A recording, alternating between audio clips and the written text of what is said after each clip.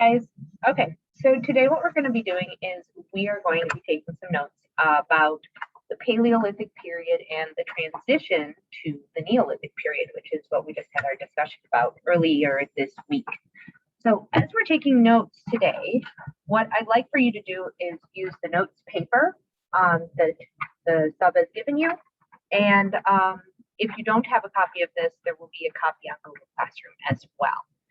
If you notice, as you're going through, all of the vocabulary words are in red, including Paleolithic and Neolithic when we get to those words in the assignment. Okay, so the Paleolithic period is basically everything we've been discussing so far this year. It's all of human history until we start farming. So where do we get the word Paleolithic? Well, paleo means old in Greek. And lithic means stone, so think of like, stone. So the reason it's called the Paleolithic period is because it is the time period in the archaeological record that we find stone tools. Now, that's not to say that they didn't have other tools. It's just that those tools degraded and decayed, and we no longer have evidence of that. So what we see a lot in the archaeological record is stone, and so we call it the Stone Age. So this is really the first period of the Stone Age, and it's the longest period of the Stone Age. It lasts for 2 million years. So we're going even pre-Homo sapiens sapiens. We're going back to the time of Homo habilis and Homo erectus and Homo sapien neanderthalensis.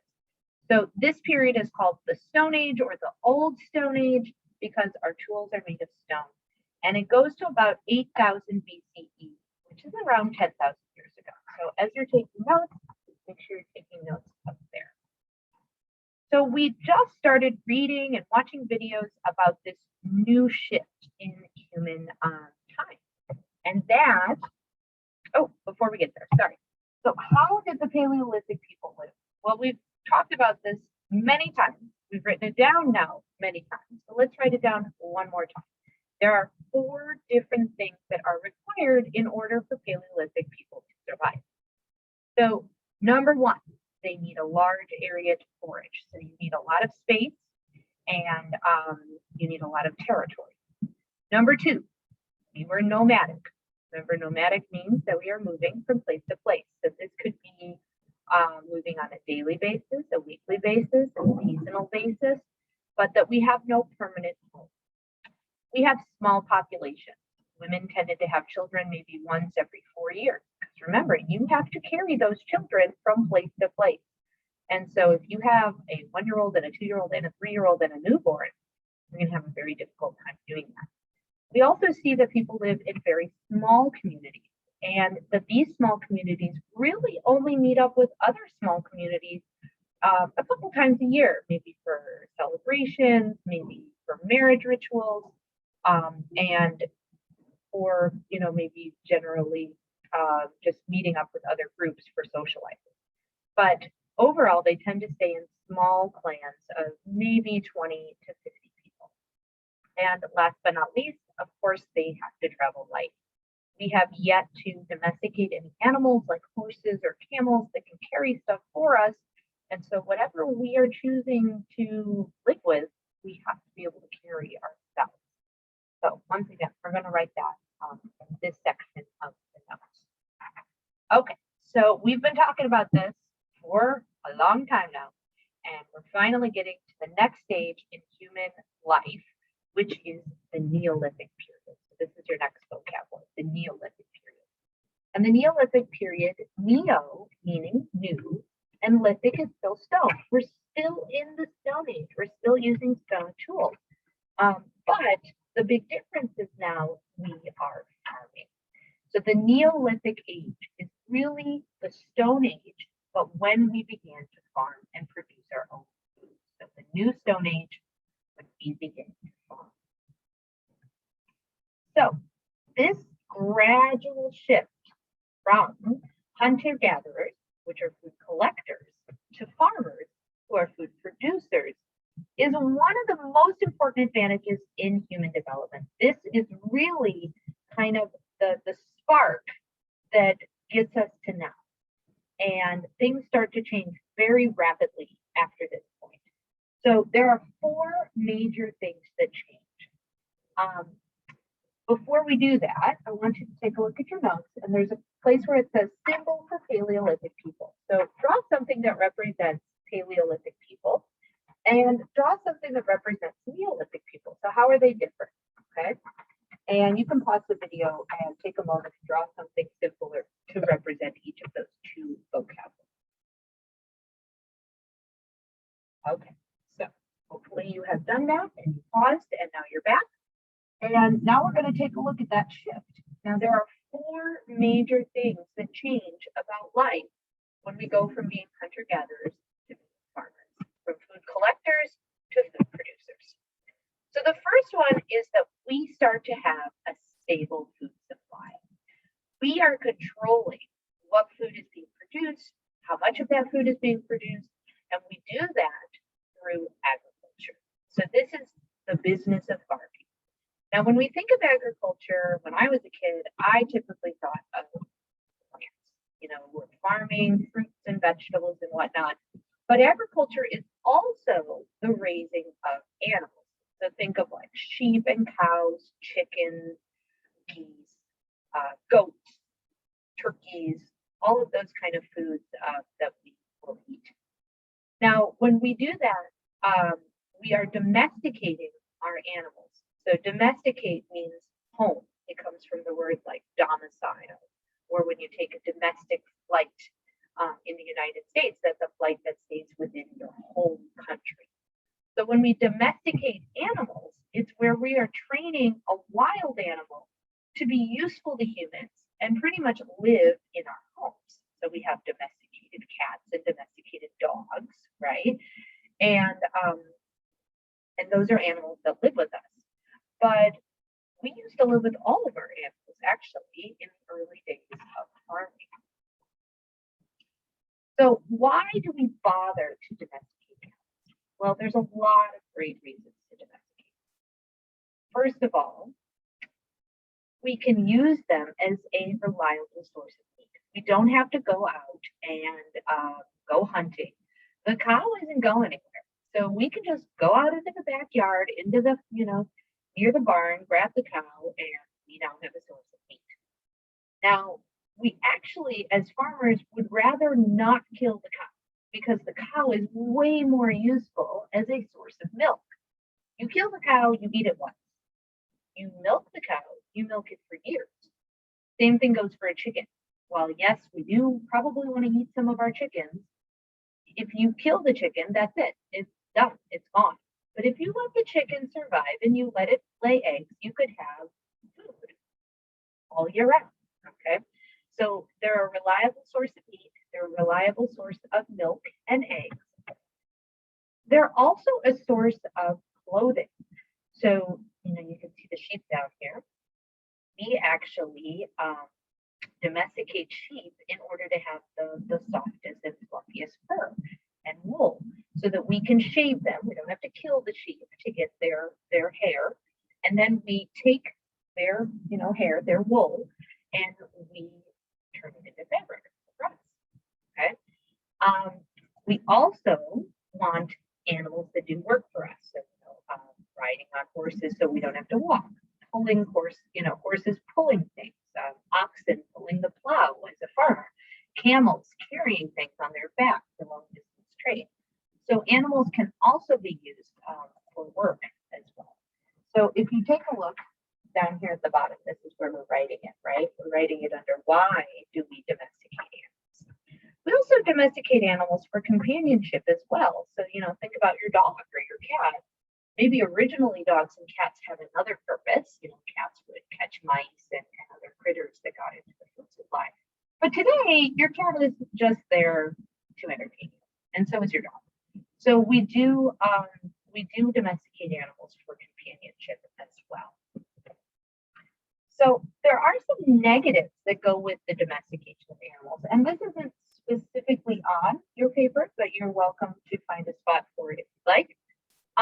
The number one negative, which I'm sure you're quite familiar with now in our current situation, is that animals can spread disease to humans when they are in So when we first started to farm, we actually lived in the same buildings as our animals. So we would have our animals on the first floor of the building usually, and then we would have a second floor where the humans would sleep. But even if we have them in a separate building, just being so close on a daily basis with other animals allows for us to exchange diseases and spread diseases. When we were out in the wild and we didn't come in close contact with animals other than to kill and eat them, we didn't really spread diseases. And even if we did catch a disease from an animal, the likelihood that our little clan of 30 or 40 people would get up together with another clan was not very high. So maybe our clan might succumb to some disease, but it wouldn't spread because we weren't engaging with lots of other people or lots of other animals. The other thing is that cows don't particularly like forests. So what we do as farmers is we cut down certain ecosystems to create plains for our cows and our sheep and our goats and all of our domesticated animals to eat the grass. And so all of the animals that used to live in those areas, they have lost their habitat. And so that can also be a major problem. So how do we actually domesticate an animal? Well, the first thing we do is, well, if we think about dogs, the first thing that happened with dogs is that they were wild wolves. And the wolves would come around our fires at night, Dar and how he, attracts animals. And they would come around the fire and sometimes humans would feed them. And if the humans fed them, they would keep coming back and keep coming back and getting closer and closer. And eventually those wolves started to follow us around and continue to depend on us for food. And so that's probably how wolves became dogs and became domesticated in some way that we just kind of lured them in with a little bit of food and then they became loyal companions. Other animals, we probably were even more selective in the way that we created them as domesticated animals. So what we were doing is we would find, let's say, wild cows, and we would put them in a pen. We would create like a little fenced-in area for them to be in. And then we would do something called selective breeding. So we want our animals to have certain characteristics. So we would only allow certain animals to breed. We would keep the male and the female animals apart, and we would only allow them to come together to breed if we felt that they were a good match. So if we are breeding an animal for food, then we want the fattest, dumbest, slowest cow possible because we don't want the cow to get away. And if it does get away, we want to be able to catch it. And we want it fat because obviously if we're going to spend all this time raising this cow, we want to eat. So we would breed for animals that have those characteristics. If we had a bull, a male cow, that was very slow, we might breed that with a female cow that was very dumb, that maybe just couldn't figure her way out of a paper bag. And so when we did that, we would end up with an animal that hopefully was slow and dumb. And if we keep doing that generation after generation after generation, we start to end up with animals that fit those characteristics. Now, animals that don't fit those characteristics, we would kill. So, we had a bull and the bull was really aggressive and really good at getting out of the gate. Well, that animal is not going to survive to reproduce because we're going to have some, hamburgers for dinner because that's the best use of that animal. For other things like sheep and to get wool, we're going to breed sheep that have maybe the thickest wool or the softest wool or the most, easiest to work with wool. We'll just keep allowing those animals to breed and not allowing the other animals to breed as well. For hunting dogs, maybe some of the characteristics we'd want is a smart dog or a dog that had really good smelling capabilities or a dog that was easily trainable. And for working animals like, a horse or an oxen, we want a very strong animal, but we also want one that's really docile, one that's not going to fight us, one that's going to let us ride on their back, one that is going to, not be afraid of humans. And so we're going to selectively breed, only allow them to reproduce in order to get this best combination. Now for farming, it's a little bit different. Farming kind of starts on accident. So we were foragers for a very long time, and we made it through the ice age. It was very difficult to forage then. We were constantly on the move. It pushes us all over the world in search of food. And when the ice age ends, we have this warming period, and it's so warm and it's so moist and it's so perfect. You can kind of think of it like the Garden of Eden. There's just so much food in some places, and so much food that hunter gatherers actually become sedentary. So you can see in the red there, sedentary. Sedentary means that they stay in one place. They can build a permanent house, but there's so much food around them, but they're still foragers. So they're still going out and killing deer and picking berries and pulling up roots and tubers and things like that. But they're staying in one place because there's a lot of food. Now, when this happens, the population starts to grow. Remember, women only have children every 4 years because you don't want to carry the kids around. But if you are living in one place, you can have more children. And as the population starts to grow and generation after generation, we are these sedentary foragers. At some point, we forget how to be foragers, or there's just too many of us, okay? And the warming period kind of ends, and now we're kind of stuck. Oh, we can't really go back to being foragers because there's not enough space, or there's too many people, or there's not enough food. And so we start to look at the plants that we have been eating, and we start to tend to those plants. We notice things like plants grow bigger and stronger when they are closer to the river, or when they have more water. Plants grow bigger and stronger when they are exposed to more sunlight, or when other plants are not creeping up on them. When the soil is a certain kind of soil. And so, if you look at this picture, this plant's, growing real big, and it's got a lot of rain and sun, and these guys have other issues, poor soil and weeds and other flowers trying to take over its territory. So we start to nurture these plants, and eventually we start to do it very intentionally. We start bringing water to them. We start pulling up plants that we don't want, that are inedible, to allow more space for these plants to grow. We also start to pick up some of these plants and bring them back to our sedentary homes. And as we do that, plants like wheat have little tiny seeds. And as we walk them back to our house, those seeds drop along the way.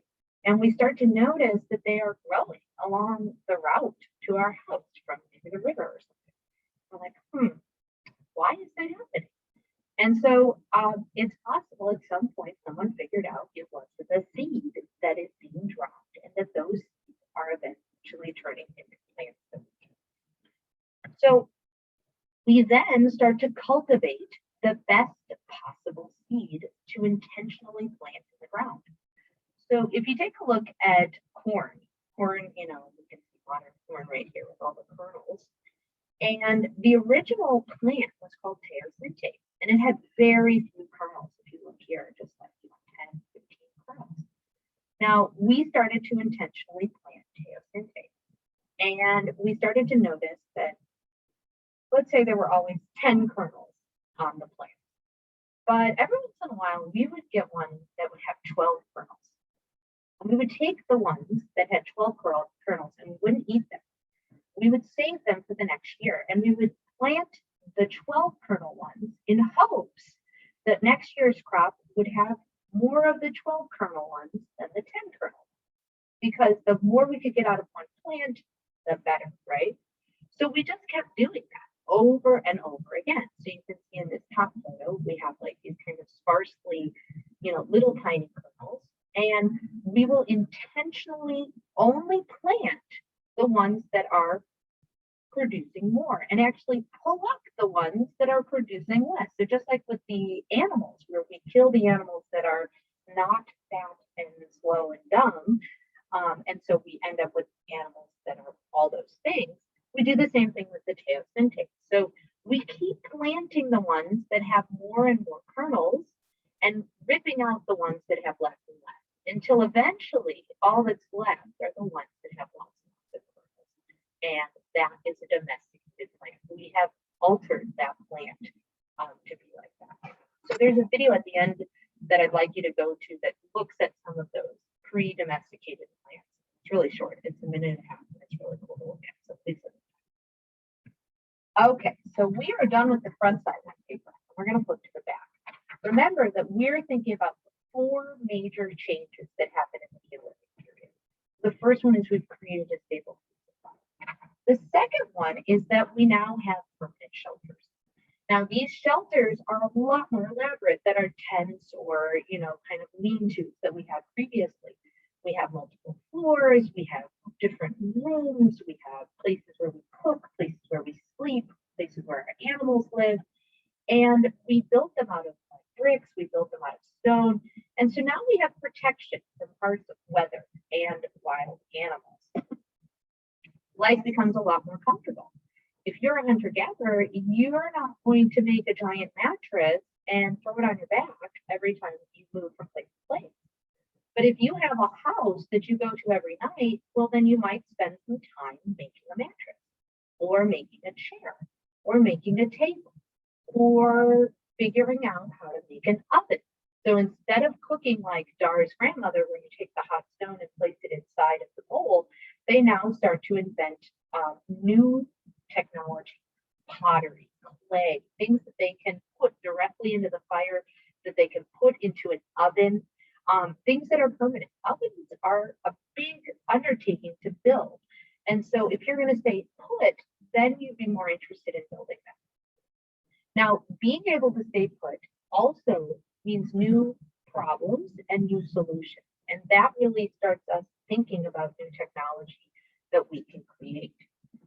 It also means we start cooking in new ways. Like I said, the oven, maybe we have different kinds of food saved in pantries and places where we preserve our food so we can combine foods in different ways.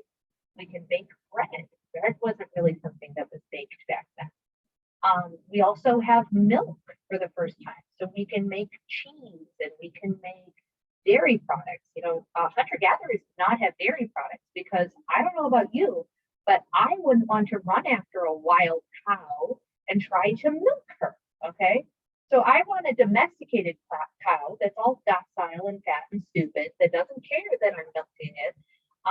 But hunter-gatherers didn't have any of those milk products because that was just really too hard to do. And it also enabled people to settle in larger communities. So no longer do we have to have these small bands.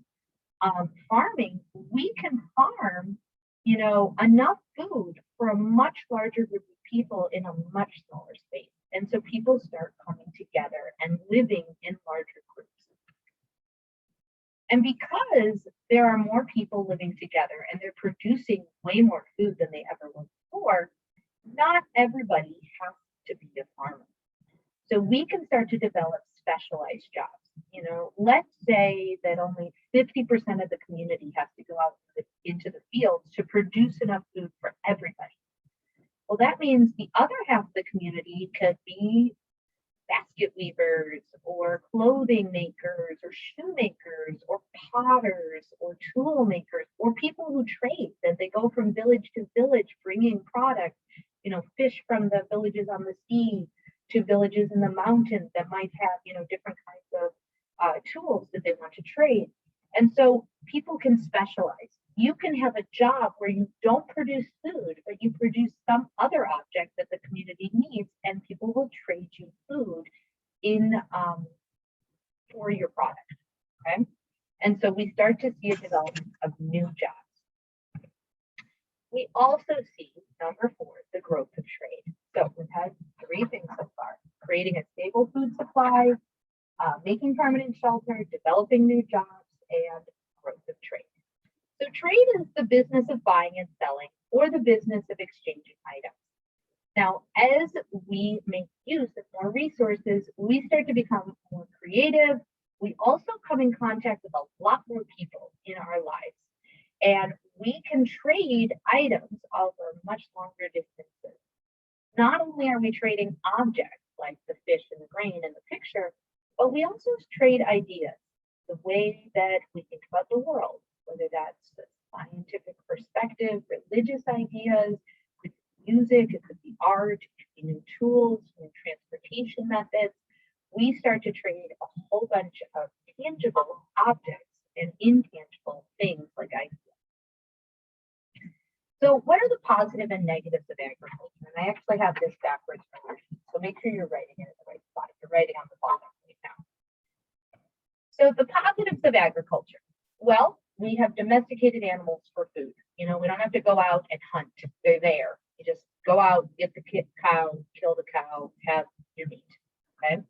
We have permanent homes, which allow us a lot of things that we didn't have previously, right? You know, we can have more than one pair of shoes. We can have more objects because we are able to keep them in our house, right? We can have different kinds of jobs, and we can make a new product.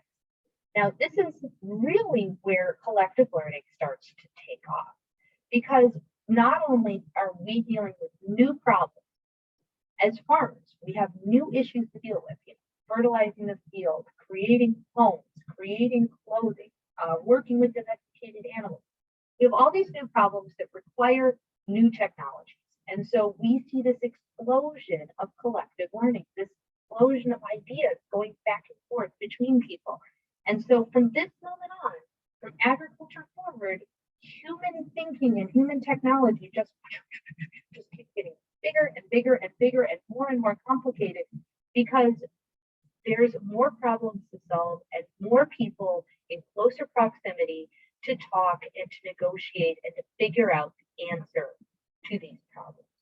So we see all these new innovations. We see the wheel, we see the plow, we start to eventually see, you know, more sophisticated tools made out of metal. We see different kinds of homes. We see, you know, all these crazy new inventions that allow us to get to now.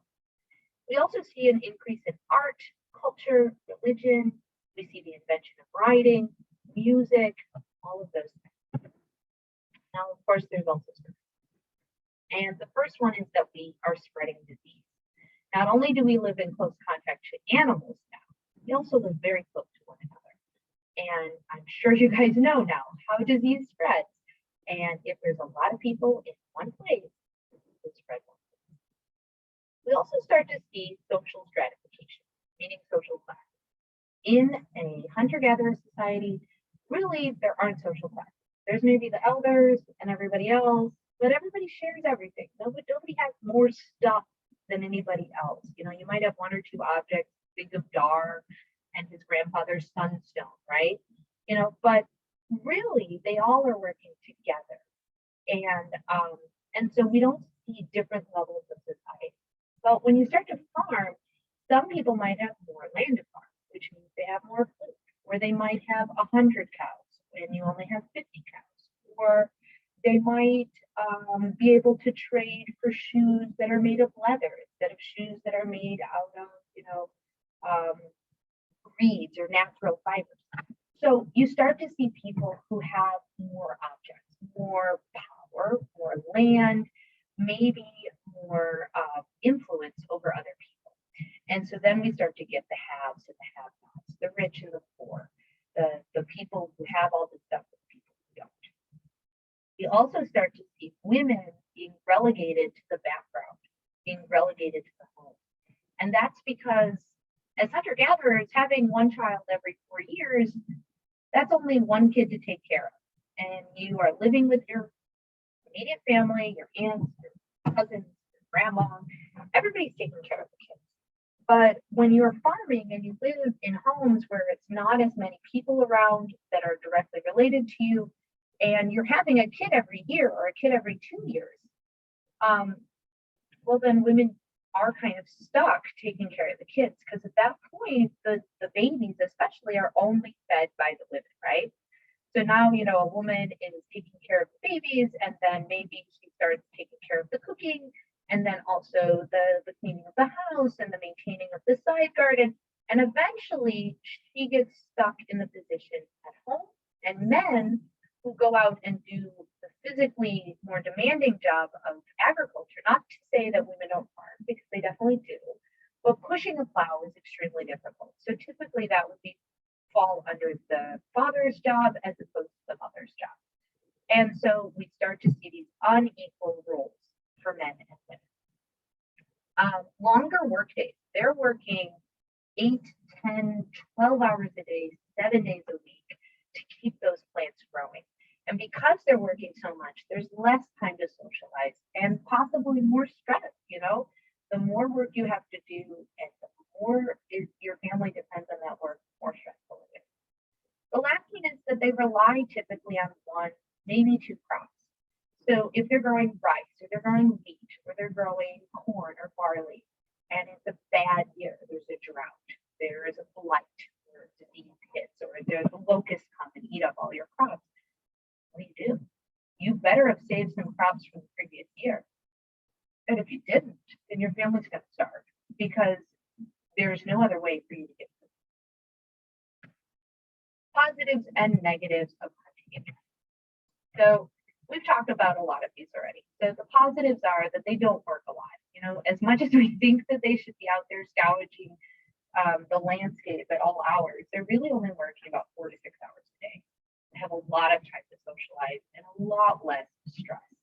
No social stratification. No, I have this and you don't kind of stuff. A lot of time to be together as a society. You see much more equality between men and women. If you think about the story, Nora has a significant amount of power as the grandmother, as being like she knows so much that people are willing to listen to her, whether men or women. And a lot smaller population and a lot less kids. When you work on a farm, you want as many helpers as you can get. You don't have to carry them from place to place, and so you have lots of kids. But as a hunter and gatherer, you have a much smaller population. Negatives. You need a lot of space. So when we start to run out of space, that can actually cause violence between clans. One clan killing another clan so that they can take over their territory. And really, we were just running out of space that humans could live that hunter-gatherer lifestyle. You're nomadic. You're constantly on the move. That means you have less stuff, which might be good, but I don't know. Maybe it'd be nice to have more than one pair of shoes, or a mattress, or a chair to sit in, or some spices to put in your food. So they have a lot less stuff, which is good, but also there are some negatives to that. And in your lifetime as a hunter-gatherer, you interact with a lot less people. So there's not an opportunity for you to meet people who are artists or creators. You think of Dar, he's kind of this like outsider because he wants to carve animals. And his uncle is like, no, we don't need that. So he's not really exposed to anybody but his family, and that's all he knows. So if you interact with less people, you just have less ideas being passed around. You have less, your just world is a little bit smaller. Okay, so the last thing I want to show you is that there are two early Neolithic settlements. One, there's many more than this, but these are the two most famous ones. There's in Turkey, Çatalhöyük, which was first settled around 7,000 years ago. And this isn't just like a couple houses. This is a full-on city. Okay, and then in Israel, a little bit later, around the same time, but we believe it's a little bit younger than Çatalhöyük, is Jericho, which is in the Torah, and is a real location. So what I'd like for you to do now, make sure that you have filled out your entire note sheet. And there's one more video to watch today about domestication of different fruits and vegetables. When you're done, you are done for the day. Okay, thank you.